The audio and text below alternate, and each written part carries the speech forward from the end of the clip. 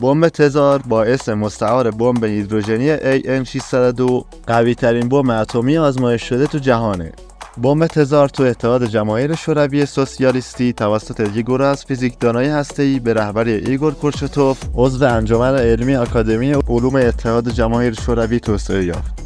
از نظر تئوری اگه بمب حاصل یه دستکاری فیوژن اورانیوم 238 باشه، بازده اون بیش از 100 مگاتن TNTه.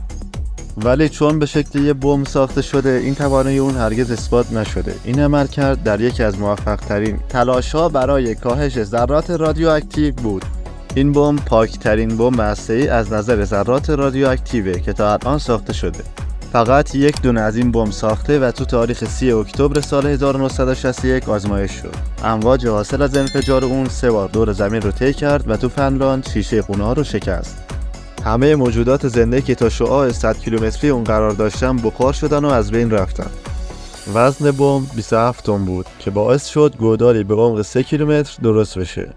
قدرت تخریب این بمب تا 500 کیلومتری 100% بود و ارتفاع قارچ ایجاد شده توسط اون 68 کیلومتر بود. این بمب توسط یه فروند بمب افکنه تو پولوف 95 پرتاب شد و برای اینکه بمب بتونه از محل دور شه، یه چتر 800 کیلویی بهش وصل کرده بودن و در آخر تو فاصله 3500 متری از زمین منفجر شد. تا قبل از فروپاشی شوروی کسی قدرت واقعی این بمب رو نمیدونست که پس از اون دولت روسیه قدرت اون رو معادل 58 مگاتن TNT اعلام کرد. روس‌ها این بمب رو برای اثبات قدرت فناوری برتر خودشون به حریف آمریکایی ساختن. قرار بود این بمب 100 مگاتن قدرت انفجاری داشته باشه که به علت هزینه زیاد اون و ترس از انتشار پرتوهای رادیواکتیو به نصف کاهش یافت و 50 مگاتن شد. در ساعت 11:32 صبح هواپیما بمب رو پرتاب کرد. بمبی که 27 تن وزن، 8 متر طول و 2 متر قطر داشت.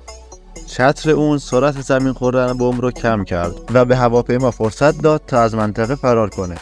اما قدرت انفجار اونقدر زیاد بود که خلبان از عینک مخصوص برای جلوگیری از کور شدن استفاده کرد.